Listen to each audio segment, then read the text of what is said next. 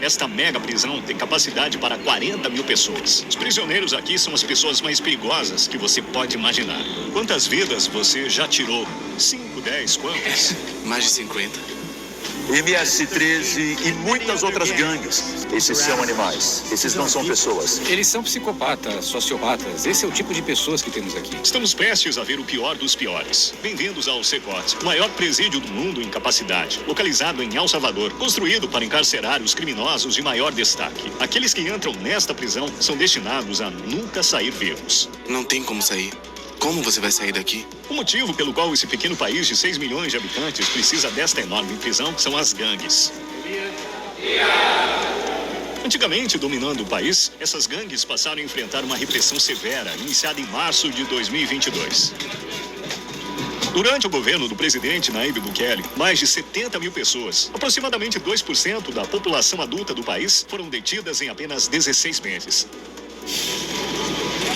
Ônibus transportaram milhares de membros de gangues acorrentados para o CECOT em uma operação noturna altamente coordenada. Sentados em fila, de cabeça baixa, formavam uma massa única. Elas mudaram da noite para o dia. Neste documentário, iremos entrevistar um deles, um dos líderes de gangue mais impiedosos, conhecido pelo apelido de Psycho. Você tem apenas 10 minutos. Construída em 2022, esta enorme prisão é composta por 8 módulos separados, espalhados por 1,66 quilômetros quadrados. Cada par de módulos é cercado por 2 paredes separadas de 3 metros de altura com arame farpado. Toda a instalação é cercada por um muro imponente de 9 metros de altura, com uma cerca elétrica de 3 metros, carregando 15 mil volts. 19 torres de vigilância asseguram que nada escape aos olhos atentos dos guardas. A estrutura não apenas impede fugas, mas elimina até a própria ideia de escapar. Olá, temos permissão da presidência?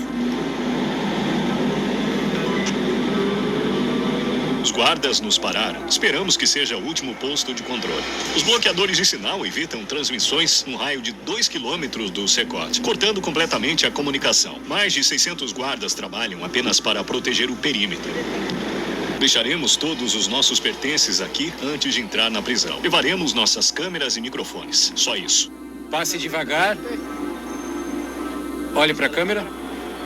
O scanner corporal. Esqueci de tirar minha aliança de casamento. Isso precisa ser guardado ali. Esse scanner de raio-x de alta capacidade mostra até ossos e órgãos internos. É usado principalmente para escanear os recém-chegados, garantindo que ninguém tente esconder algo proibido em seu corpo antes de entrar. Eles costumavam engolir os objetos ou tentar trazê-los na vagina ou no ânus. Cartões de memória, micro SD, microchips. E não apenas isso, até carregadores de telefone. Outra busca corporal minuciosa foi feita. Tire os sapatos. Levamos cerca de 1 hora apenas para passar pela segurança. Mesmo sendo convidados como imprensa, após meses de solicitações. Os guardas usam máscaras porque estão fazendo um trabalho arriscado aqui. Se forem identificados, pode ser ainda mais perigoso para eles frequentarem as cidades, devido às inúmeras conexões dessas gangues. Então, eles precisam manter suas identidades em segredo. Por que você não usa uma máscara? Eu tenho que falar com eles cara a cara, olhando-os nos olhos. Eles já me conhecem, já sabem quem eu sou. Estamos na sala de registro. Essa área é apenas para detentos. Quando um criminoso é capturado na rua, ele não carrega um documento de identidade nem fornece seu nome verdadeiro. Por isso, as digitais e fotos deles são coletadas aqui para serem registradas no sistema.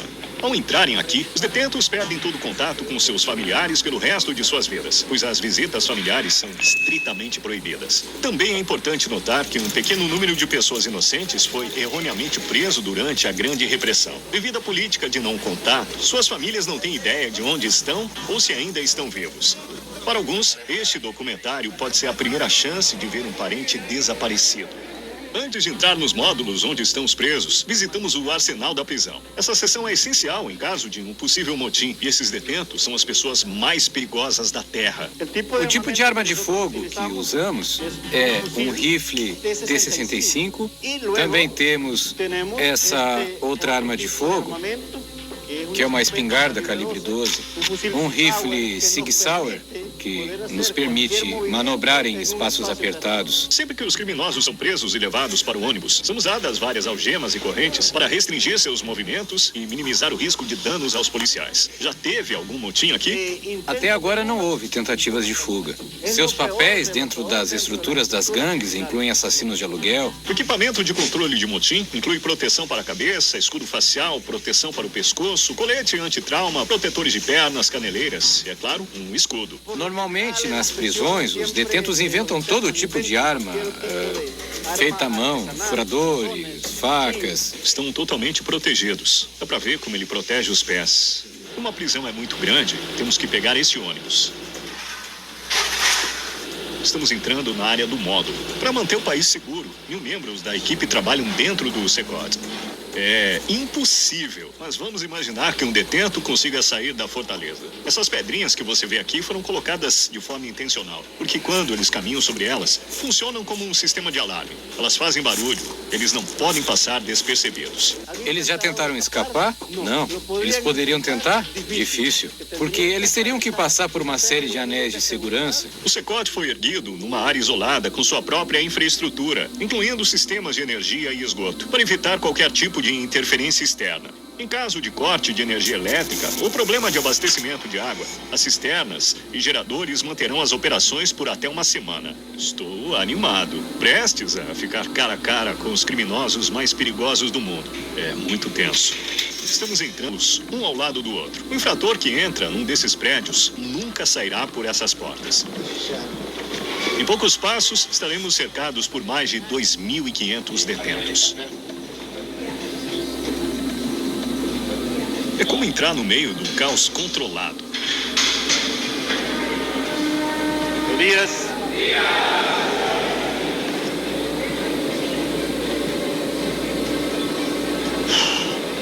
Isso é tão intenso.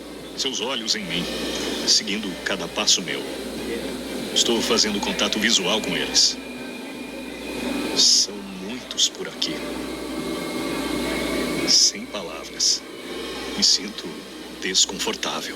Todos usam camisas brancas, shorts e chinelos. Eles não têm mais nenhum outro pertence. A maioria tem pouco mais de 20 anos e foram condenados por crimes graves. Mesmo os criminosos mais infames da história têm, em média, de 20 a 30 vítimas comprovadas. Mas aqui alguns dos detentos são responsáveis por centenas de vidas inocentes. Posso perguntar algo para eles? Não. Se você tiver alguma dúvida, eu respondo para você. Caso tentem se comunicar comigo, o que você vai fazer? Eu não vou permitir. Eles sabem que, posteriormente, pode haver uma penalidade por não cumprir uma instrução. Estou curioso para saber qual dos líderes das gangues vão entrevistar. É proibido. Não podemos ultrapassar essa linha amarela. Eles são uns dos seres humanos mais perigosos da Terra. Sem as grades entre nós, todos sabem exatamente o que poderia acontecer. 32 celas em cada um dos 8 módulos que compõem a mega prisão. Cada cela comporta cerca de 80 detentos, mas o número pode chegar a 150. Apesar de não estarem em plena capacidade, os detentos atualmente possuem apenas 0,5 metro quadrado de espaço pessoal para cada um. Os presos sequer têm direito à ventilação ou pátios para caminhar fora de suas celas. Cada detento aqui recebeu uma das sentenças mais longas que você pode imaginar em sua vida. A única coisa que não muda é que todos esses presos nunca sairão, nunca verão a luz do sol. As únicas pessoas autorizadas a entrar e sair são os funcionários e, às vezes, a imprensa, como nós. Todos os detentos receberam penas de prisão perpétua. Eles nunca, jamais sairão desse prédio. Note o olhar. Dá pra ver o vazio em suas almas. Eles não têm nenhuma esperança para o futuro. Parecem muito robóticos. A vida deles é muito monótona. Esse canto aberto é a área do banheiro. São 2 banheiros para 80 presos. É literalmente humilhante que esses detentos, assim como toda a sua confiança, sejam disciplinados aqui. E no mesmo lugar onde fazem as necessidades, também tomam banho. Para se limpar, usam conchas plásticas e uma única bacia compartilhada. Não há água corrente nas celas. Então, os prisioneiros têm que depender de um barril azul para beber água. Eles dormem nesses beliches de metal. Sem travesseiro, sem colchão. Cada prisioneiro recebe apenas o essencial. Um lençol branco, um uniforme, meias, chinelos e uma toalha. Isso é tudo. Eles passam o dia todo em seus beliches de 4 andares. são empilhados como mercadorias num armazém. Para manter a higiene e organização, os presos são raspados a cada 2 semanas pelos funcionários. Cabelos longos ou barba não são apenas anti-higiênicos, pois podem ser usados para esconder objetos pontiagudos. Vamos dar uma olhada. Tirem suas camisas e se alinhem aqui. Agora estão tirando as suas camisas. Esses presos já fizeram parte das gangues MS-13 e Barrio 18, que controlavam os bairros de El Salvador. Essas gangues rivais passaram anos extorquindo dinheiro dos moradores locais e causando grande sofrimento aos salvadorenhos. Aqui estão as gangues Barrio 18 e MS-13, todas juntas numa cela. Isso mesmo, exatamente assim. Todo módulo é o mesmo. Todos eles vivem assim. Lá fora, entrar no bairro do outro poderia significar ser dilacerado, mas aqui eles estão lado a lado até o último suspiro. Como convivem sem atacar um ao outro? Eles têm que aprender a viver juntos. Aqui estão numa prisão, não estão na rua. A maioria dos presos tem tatuagens cobrindo todo o corpo, incluindo até mesmo o rosto, mostrando sua estrutura de lealdade. Para o MS-13, as tatuagens geralmente incluem as letras iniciais ou o número 13. Os membros da outra gangue usam símbolos como 18 ou 666, que somam 18 e simbolizam o diabo, ou usam números romanos. Ter tatuagens de gangue no rosto é um sinal claro de que a pessoa é um dos membros mais impiedosos e de alto escalão da organização. Cruzar com um deles na rua era como encarar a própria morte. Uma tatuagem de teia de aranha representa ser apanhado na teia do sistema de justiça e cumprir uma longa pena de prisão. A tatuagem de chifres do diabo é um símbolo sombrio que representa a adoração ao demônio por parte desses indivíduos. Alguns até afirmam que cometeram seus atos sob o comando dele. Uma tatuagem de lágrimas significa que a pessoa tirou a vida de alguém. O número de lágrimas indica quantas vidas eles tiraram. 3 lágrimas.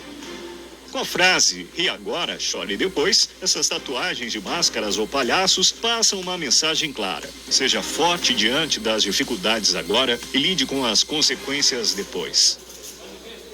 Todos esses presos são realmente ruins? Estão em outro nível. Criminosos de alto perfil que nunca mudarão sua mentalidade. Se você olhar para cima, há uma área de passarela.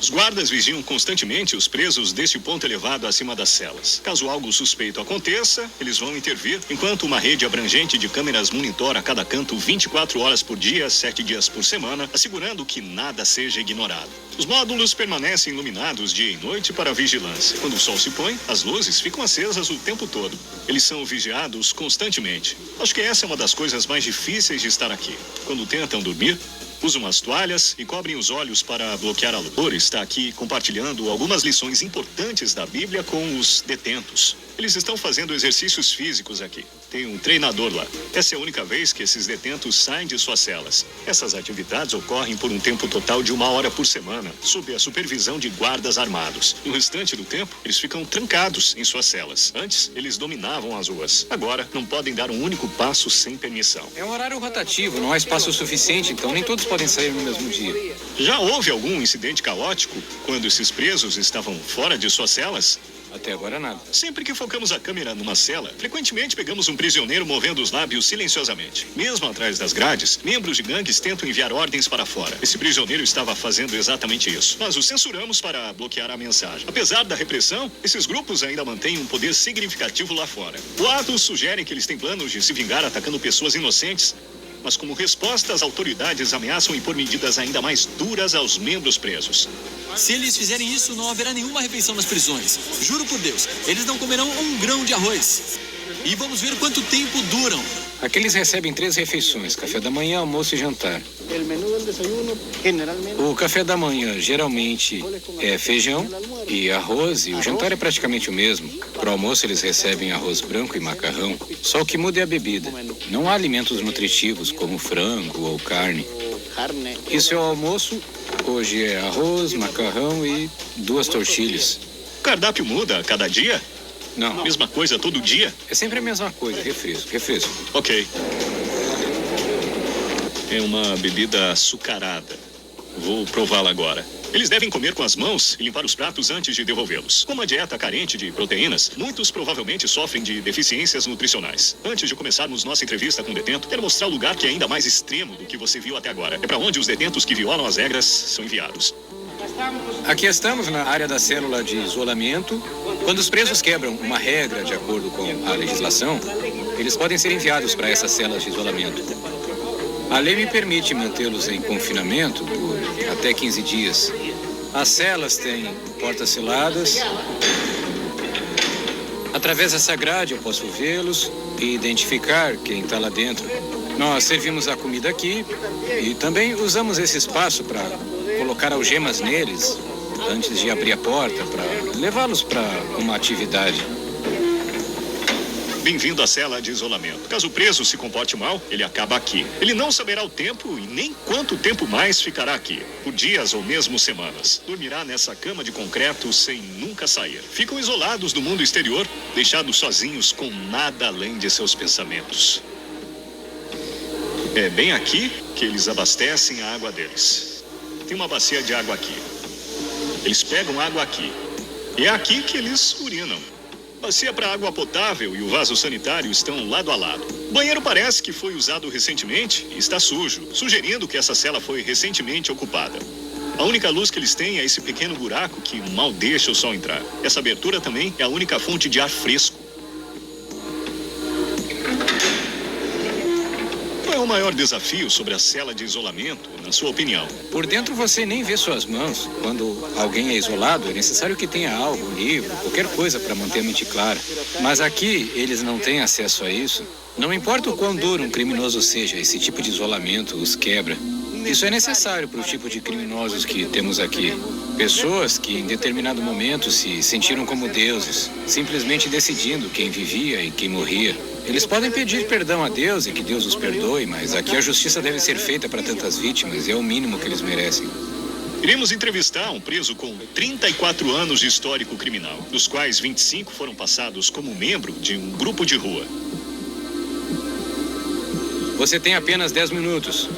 Nem mesmo 12 guardas são suficientes para garantir a segurança ao redor deste preso. Remova a máscara. Qual o seu nome? Meu nome é Marvin Ernesto Medrado Vasquez. Qual sua idade? Eu tenho 41. Não parece ter 41. Você parece mais jovem, uns 35 anos. Você me disse uma coisa boa porque eu me sinto velho. Posso ver as tatuagens? MS-13. Quando você se juntou a essa organização criminosa? Em 2004, mas comecei meu registro criminal quando eu tinha 11 anos.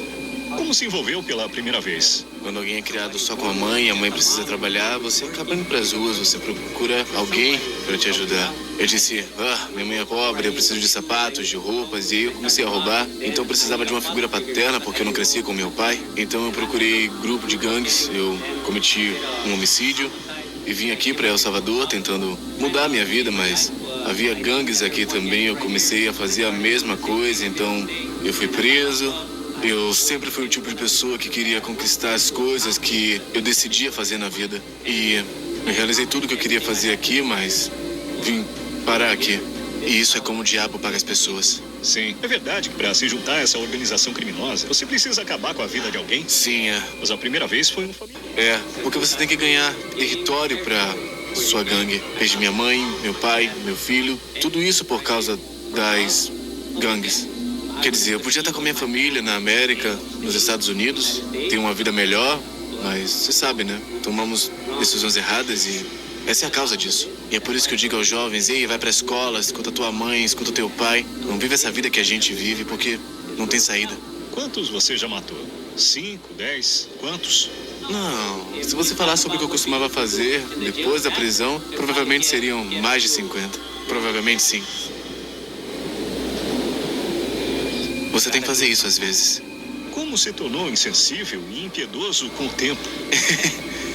Eu realmente não posso responder a essa pergunta. Como se sente ao saber que nunca mais verá sua família, já que está aqui? Eu me sinto mal porque a última vez que eu vi meu filho, ele tinha 5 anos e agora ele tem 21. Eu quero vê-lo, eu quero dizer, ei, não faça a mesma coisa que eu fiz, não faça a mesma coisa que o teu pai. Tem uma vida melhor. Suas vítimas nunca mais verão seus entes queridos. Você também nunca verá sua família. Como você lida com suas emoções? Como sentir falta de alguém? Eu me sinto mal. Às vezes eu digo, eu deito na minha cama, eu penso em muitas coisas. Às vezes eu choro. Qual sua motivação para se manter vivo? De um dia mudar minha vida e encontrar Deus na minha vida, eu disse a Deus, ei, me perdoa pelo que eu fiz. Ok. Finalmente vemos a luz do sol. E honestamente, o Secote é um lugar onde você nunca gostaria de acabar, mesmo como visitante. Mas para as pessoas que vitimaram os salvadorinhos, agora é sua casa para sempre. Esses criminosos tiraram o direito das pessoas inocentes de viver e agora estão pagando por isso. A mensagem do governo salvadorinho é clara. O crime não é mais tolerado e a punição é severa. O Salvador já teve a maior taxa de vidas perdidas devido ao caos generalizado. Durante seu pico, 104 a cada 100 mil pessoas perderam a vida num único ano. Governos anteriores fizeram acordos de trégua com esses grupos, mas isso não conseguiu trazer uma ordem duradoura. Apesar da controvérsia em torno dos métodos do governo atual, até 2023 a taxa caiu drasticamente para 2,4 por 100 mil habitantes, posicionando El Salvador entre os países mais seguros do mundo pela primeira vez. Até agora os resultados são inegáveis. A paz voltou aos bairros, mas e aqueles que foram presos injustamente? Isso é justiça verdadeira ou apenas uma maneira de controlar o caos? Estamos vendo uma solução duradoura ou apenas uma solução temporária? Por enquanto, as respostas continuam incertas e o mundo segue observando. Obrigado por assistir esse documentário.